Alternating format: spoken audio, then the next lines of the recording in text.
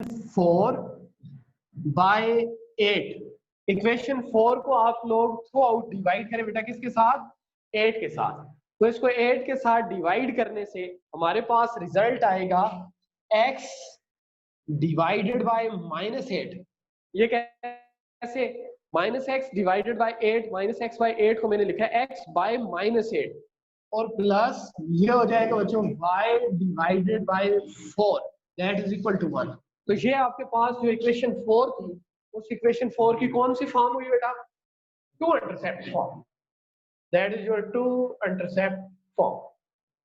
Okay, तो अब ये जो टू इंटरसेप्ट फॉर्म है बेटा हमारे पास, इस टू इंटरसेप्ट फॉर्म की मदद से आप लोगों ने पॉइंट्स लिखने हैं along the X axis and Y axis.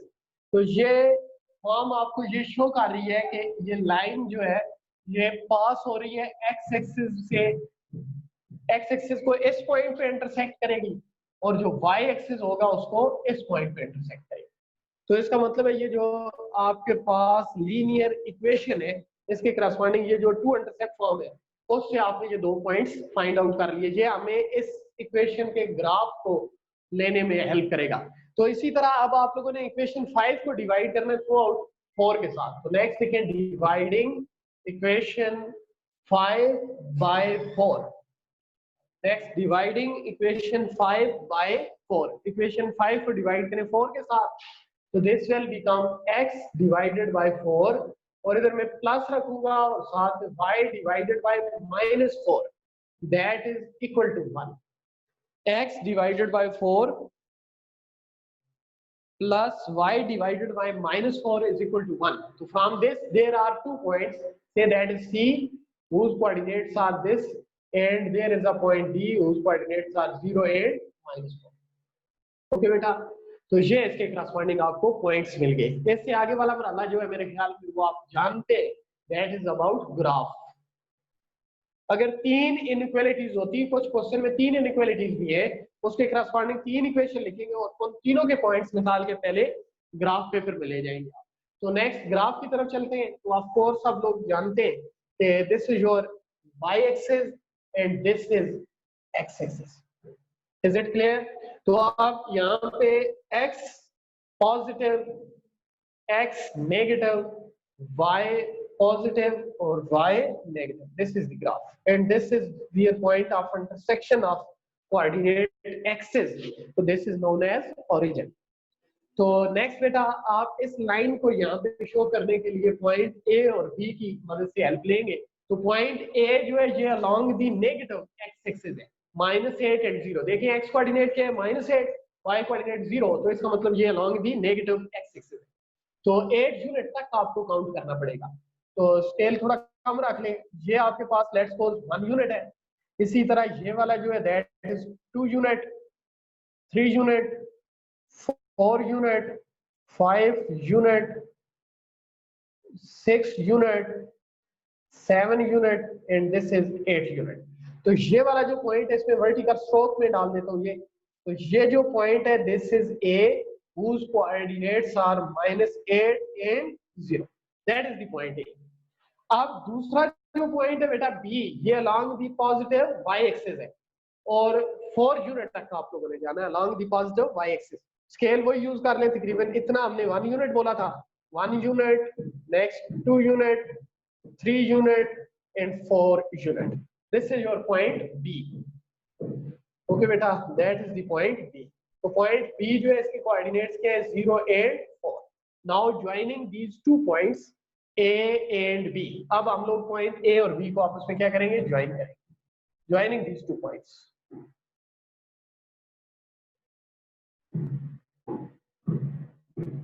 Okay,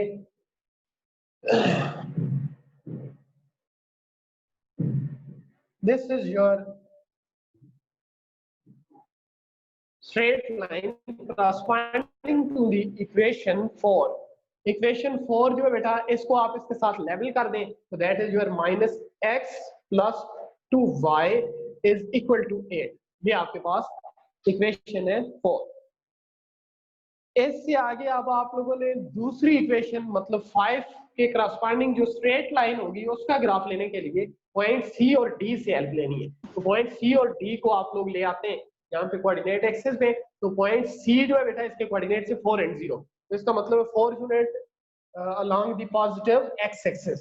तो ये आपके पास आ जाता है बच्चों 1 unit and this is 2 unit, next this is 3 unit and this is 4 unit. Okay, so this is the point C whose coordinates are 4 and 0. Next and last, there is a point D with coordinate 0 and -4. 0 जो है ये हमें ये बता रहा है कि आप किसके अलॉन्ग है, y एक्सिस के अलॉन्ग, और -4 नेगेटिव होने की वजह से along the negative y axis. तो यहाँ से नीचे जाना पड़ेगा, स्केल को यूज करें। तो ये आपके पास आ जाएगा 1 unit, 2 unit, 3 unit and 4 along the negative y axis. So that is the point D whose coordinates are 0 and -4. Now joining these 2 points C and D, there is another straight line. Now joining these 2 points C and D, there is another straight line. आप scale वगैरह को use कर लिया करें। Keep in mind कि ये दोनों lines एक दूसरे को इंटरसेक्ट कर रही हैं, पैरेलल नहीं है, ये एक दूसरे को इंटरसेक्ट कर रही हैं। आप स्केल से ठीक तरह से देखें और ग्राफ को इस तरफ थोड़ा बड़ा रखना ताकि ये लाइन यहाँ पे इंटरसेक्ट करती हुई नजर आए। तो अब आप लोग यहाँ पे ये देखें बेटा, ये आपके पास जो है ना वो दोनों इक्वेशन जो 4 और 5 थी, इसके करस्पॉन्डिंग जो स्ट्रेट लाइंस हैं उनका ग्राफ आप लोगों ने देख लिया। अब सॉल्यूशन रीजन की तरफ चलते हैं। तो इन दो स्ट्रेट लाइन ने प्लेन को 4 डिसजॉइंट रीजन्स में डिवाइड कर दिया है। तो इन दो लाइन की अगर हम बात करते हैं ये, तो एक आपके पास ये वाला रीजन है, एक ये है, एक ये है, एक ये है। तो ये 4 डिसजॉइंट रीजन में, इसलिए दो लाइंस ने 4 डिसजॉइंट रीजन में प्लेन को क्या कर दिया है, डिवाइड कर दिया है। और साथ में कंडीशन में x इक्वल टू 0 भी इन्वॉल्व हो रहा है। तो x equal to 0 that's mean y axis, x equal to 0 that's mean y axis, x equal to 0 that's mean y axis, और y equal to 0 that's mean x axis। इसका मतलब है in linear inequalities के corresponding जो आपके पास straight lines हैं वो coordinate axes है। अब x ग्रेटर देन 0, इससे मुराद ये जो आपके पास x एक्सिस है ना, इससे इस तरफ रहना है। पहले हम यहीं से स्टार्ट लेते हैं। टेस्टिंग पॉइंट के तौर पे मैं इनइक्वालिटी नंबर 2 और इनइक्वालिटी नंबर 3 में टेस्टिंग पॉइंट को यूज करता हूँ। तो यहाँ पे देखें माइनस लेके मैं बता देता हूँ, यहाँ पे आप लोग लेंगे next testing taking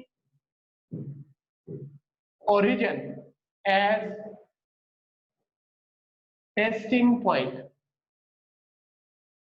testing point in 2 and 3। Origin को एज अ टेस्टिंग पॉइंट ले लिया आप 2 और 3। तो 2 implies -x की प्लेस पे 0 प्लस 2y की प्लेस पे भी 0, दैट इज लेस देन और equal to 8। 0 is less than और इक्वल टू 8 और आगे ब्रैकेट में रखते हैं that is 2। Similarly 3 implies that is x इसकी प्लेस पे 0 माइनस y की प्लेस पे 0, दैट इज लेस देन और equal to 4। 0 is less than or equal to 4, this is also true। मतलब क्या हुआ बेटा, मतलब ये हुआ कि दोनों इनइक्वालिटीज जो है वो ओरिजिन पे क्या हो रही है, सेटिस्फाई हो रही है। इसका मतलब है जो सॉल्यूशन रीजन आएगा वो टुवर्ड्स दी ओरिजिन होगा। तो ये जो लीनियर इनइक्वालिटी है इसकी किस तरफ होगा solution region, towards the origin, origin वाली तरफ। क्यों, इस इनइक्वालिटी में भी ये इनइक्वालिटी भी ओरिजिन के लिए क्या हो रही है, सेटिस्फाई, और ये वाली इनइक्वालिटी भी ओरिजिन के लिए सेटिस्फाई। तो इसका मतलब ये हुआ कि दूसरी जो इनइक्वालिटी है इससे भी सॉल्यूशन रीजन किधर होगा, टुवर्ड्स दी ओरिजिन, ओरिजिन वाली तरफ। ये ओके बेटा। तो अब आप लोग यहाँ पे देख सकते हैं ये वाली जो इनइक्वालिटी है ना बेटा, वो इससे नीचे जितने भी पॉइंट्स हैं उन सब पे क्या हो रही है, सेटिस्फाई। यानी जो इस रीजन में आ रहे हैं, इस रीजन में आ रहे हैं, उन सब पे ये वाली इनइक्वालिटी जो है वो क्या हो रही है, सेटिस्फाई हो रही है, दूसरे नंबर वाली। इससे ऊपर तमाम के लिए वो वाली, और इस रीजन में कोई भी इनइक्वालिटी सेटिस्फाई नहीं है। लेकिन अगर दोनों की हम कंबाइन बात करें तो ये वो रीजन है, ये जो एरोज के बिटवीन आ रहा है, इस इधर से देखें तो इस एरो इधर इंडिकेट कर रहा है, ये इधर, इसका मतलब ये आपके पास वो सॉल्यूशन रीजन है ये जो जो इन दोनों इनइक्वालिटीज को क्या कर रहा है, सेटिस्फाई कर रहा है।